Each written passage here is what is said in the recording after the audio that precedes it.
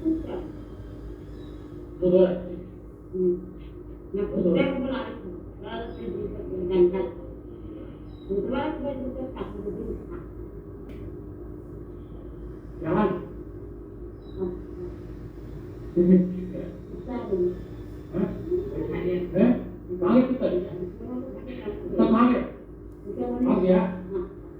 आप सभी को एक बार फिर से स्वागत है।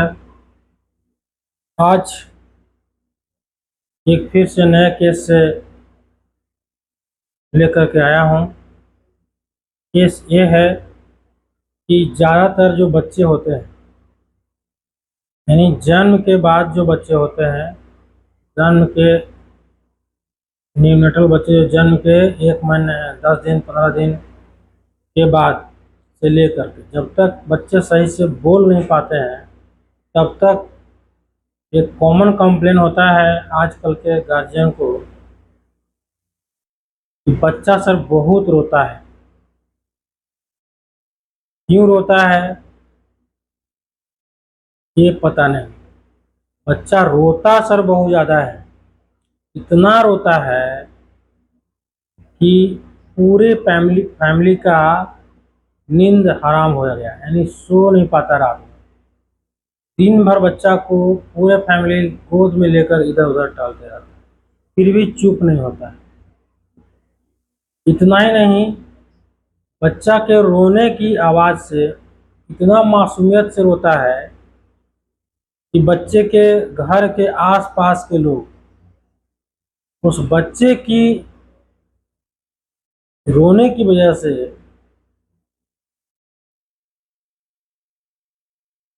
परेशान होते हैं, या फिर उन्हें उस रोने की माया में फंसकर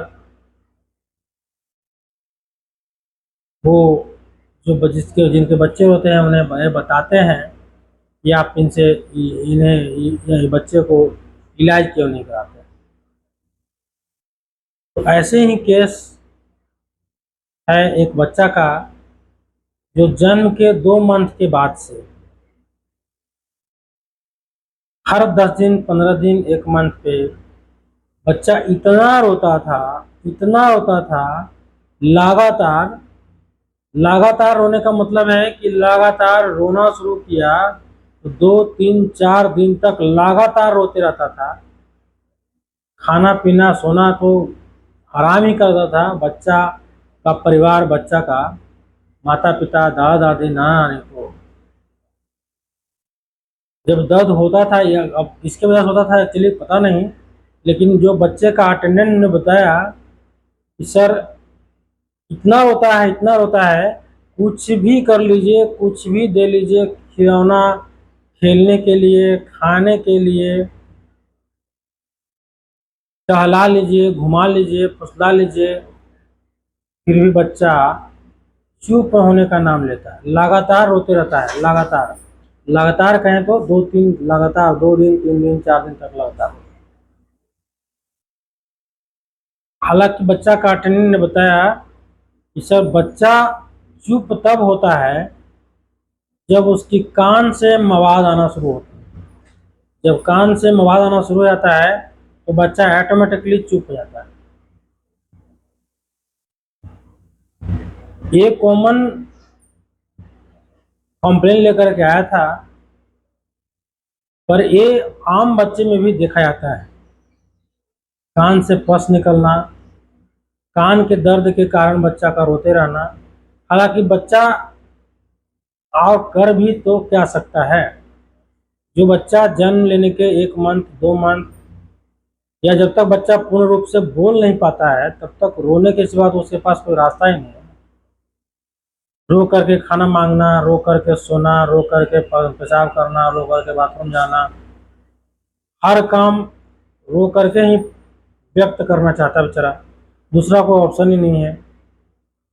तो ये रोने की आवाज को सुनकर, रोने की जिसको आप समस्या समझ रहे हैं, वो बात समझ करके आपको जज करना होगा कि बच्चा क्या चाहता है, या इससे किसी तरह का कोई परेशानी है या नहीं।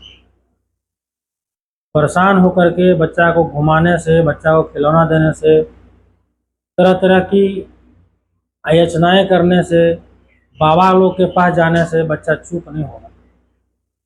ये बच्चा ठीक भी नहीं हो सकता।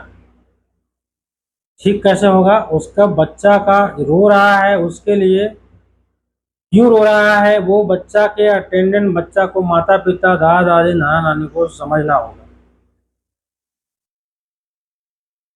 अगर नहीं समझ में आता है तो चिकित्सक के पास लेकर के जाना होगा, ताकि चिकित्सक को उस बच्चा को समझ करके क्यों रो रहा है और क्यों नहीं रो रहा है, कुछ बीमारी तो नहीं हो गई है, कुछ ऑब्नोलिटी तो नहीं हो गई है, जिसकी वजह से बच्चा लगातार नॉन स्टॉप होते जा रहा है। हालांकि ये अटेंडेंट दो बच्चा जब 2 मंथ के था तब से लेकर के 18 मंथ तक का बच्चा को इलाज कराया, इधर उधर, ऐसा नहीं कि नहीं कराया, लेकिन जो कंडीशन था वो कंडीशन ठीक नहीं हुई। बच्चा तब तक रोता था, जब रोना शुरू कर रहा था तब तक होता था जब तक उसके कान से मवाद नहीं निकलता। तो भैया, कान से मवाद क्यों निकलता है? ये एक डिजीज है जिससे हम लोग ओटाइटिस मीडिया बोलते हैं। ओटाइटिस मीडिया मतलब कि कान की मिडिल ईयर का इन्फेक्शन हो जाना। इसको के जन्म लेने के बाद 15 दिन, 1 मंथ के बाद से लेकर के 5 से 7 वर्ष तक के बच्चों को कॉमन होता है otitis media. Otitis media 2 types में बांटा गया है, एक्यूट ओटाइटिस मीडिया और chronic otitis media. Acute otitis media में इन्फ्लामेशन होता है, जिससे बच्चा को कान में दर्द होती है, बेचैनी होता है, कान पकड़ करके बच्चा रोएगा या कान में उंगली डाल करके बच्चा रोएगा। तो ये जब कंडीशन आएगा, इसका मतलब है otitis media, acute otitis media हुआ। भैया, एक्यूट ओटाइटिस मीडिया जो होता है, या कोई भी मीडिया, ओटाइटिस मीडिया जो भी हो, एक्यूट या क्रोनिक, उसके पीछे का कारण होता है बच्चा को अपर रेस्पिरेटरी ट्रैक्ट का इन्फेक्शन होना, यानी सर्दी जुकाम होना एक कॉमन है। जब सर्दी जुकाम होगी तो बच्चा को उसके बाद ओटाइटिस मीडिया डेवलप करेगा। वो डेवलप इसलिए करता है कि उसमें इम्यून डिफिशिएंसी, यानी बच्चा को बीमारी से लड़ने की क्षमता कम होती है। और ये ओटाइटिस मीडिया, कान की बीमारी, अपर रेस्पिरेटरी ट्रैक्ट की बीमारी से क्या रिलेशन होता है? ये जो है ऑडिटरी कैनाल एक होती है जो हमारा कान से सीधा हैरिंग्स का अपर पार्ट, यानी नेजल कैविटी के पीछे साइड में, हैरिंग्स का अपर पार्ट में जो है कैनाल खुलता है, ईयर का कैनाल खुलता है, उसे ऑडिटरी कैनाल बोलते हैं। और एक कैनाल का एक ही फंक्शन होता है कि हम जो सांस लेते हैं उसके माध्यम से हवा हमारे कान तक पहुंचे और कान को बैलेंस बना के रखे। ये काम होती है हमारी ऑडिटरी कैनाल की। लेकिन जैसे ही अपर रेस्पिरेटरी ट्रैक्ट का इन्फेक्शन होता है तो बच्चा में ये इन्फेक्शन, अपर रेस्पिरेटरी ट्रैक्ट का इन्फेक्शन, कान के ऑडिटरी कैनाल के माध्यम से मिडिल ईयर तक, यानी कान के जो ड्रम होता है, ईयर ड्रम जो होता है, वहां तक जाती है और वहां पे इन्फ्लामेशन कॉज करती है, बैक्टीरियल या वायरल का, जिसकी वजह से हमारा एक्यूट ओटाइटिस मीडिया डेवलप करता है। एक्यूट ओटाइटिस मीडिया रिकरेंट हो सकता है, यानी बार बार हो सकता है। उसके बाद बार बार भी अगर नहीं ठीक हुआ ओटाइटिस मीडिया तो वो बाद में क्रोनिक ओटाइटिस मीडिया होता है। क्रोनिक ओटाइटिस मीडिया में होता है कि वहाँ का जो ईयर ड्रम का जो मेम्ब्रेन था वो इन्फेक्शन से खराब हो जाएगा, ईयर ड्रम का जो बोन था मिडिल ईयर का वो इन्फेक्टेड हो जाएगा, वहाँ का पस का फॉर्मेशन हो जाएगा, या हमारा टिम्पेनिक मेम्ब्रेन का जो है उसमें परफोरेशन हो जाएगा, पस का डिस्चार्ज लगातार होता रहेगा, पेन लगातार होता रहेगा। ये सब कंडीशन जो है क्रोनिक ओटाइटिस मीडिया में डेवलप करती है। और ये ओटाइटिस मीडिया जो है खास करके 0 से, यानी जन्म लेने के बाद से लेकर के 5 से 7 साल तक के बच्चों को आसानी से इफेक्ट करती है। तो आप लोग कोशिश करें कि जब भी अपर रेस्पिरेटरी ट्रैक्ट का इन्फेक्शन यानी बच्चे को बार बार सर्दी खांसी जुकाम होती है, तो इस कंडीशन में अगर कान की परेशानी लेकर के बच्चा बार बार रोता है तो आपको ओटाइटिस मीडिया या क्रोनिक ओटाइटिस मीडिया के लेकर के आपको डॉक्टर के पास जाकर के इलाज कराना होगा। केवल पेन किलर, दर्द की दवाई और पस निकलता है, पस सूखने की दवाई देने से ठीक नहीं होगा। इसका मेन जो कॉज है ओटाइटिस मीडिया का वह है अपर रेस्पिरेटरी ट्रैक्ट का इन्फेक्शन। अपर रेस्पिरेटरी ट्रैक्ट का इन्फेक्शन या रिकरेंट जो अपर रेस्पिरेटरी ट्रैक्ट का इन्फेक्शन हो रहा है उसको ठीक करना जरूरी है। ठीक कैसे होगा? एंटीबायोटिक, एंटीवायरल देने के बावजूद भी अगर नहीं ठीक होता है तो बच्चा का इम्यून सिस्टम जो होता है, बीमारी से लड़ने की जो क्षमता होती है वो बढ़ाना होगा। बढ़ेगा कैसे? वो जो है जनरली होम्योपैथिक दवाई खाने से या इम्यूनिटी बूस्टर जो हम लोग वैक्सीनेशन देते हैं, वैक्सीनेशन देने के धीरे धीरे करके वो इम्यूनिटी बूस्टर मिलता है और वो फिर हमारा बच्चा को 5 से 7 साल के बच्चा को कॉमनली फिर नहीं होता है। लेकिन कभी कभी ऐसा देखा गया है कि 5 से 7 साल के बाद भी बच्चा को ये बीमारी, कान की बीमारी जो है होते रहती है, लेकिन वो एक्यूट नहीं क्रोनिक में डेवलप कर जाती है और क्रोनिक कान का लगातार बढ़ने का बीमारी हो जाती है। इसका भी इलाज करा करके ठीक करना होता है और नहीं तो कम्प्लीटली जो है एयर में हियरिंग लॉस हो सकता है। कान की बीमारी में लगातार अगर क्रोनिक ओटाइटिस मीडिया हो रहा है, कान से लगातार पस निकल रहा है, कान का टेम्परेरी मूवमेंट का प्रोग्रेशन हो गया है यानी कान की चदरें फट गई है, या फिर उससे ज़्यादा भी खतरनाक कॉम्प्लिकेशन हो सकता है कि हेयरिंग लॉस होता है। बच्चा का कान से सुनने की जो क्षमता होती है वो कम हो जाएगी या फिर पूरी तरह से बंद हो जाएगी।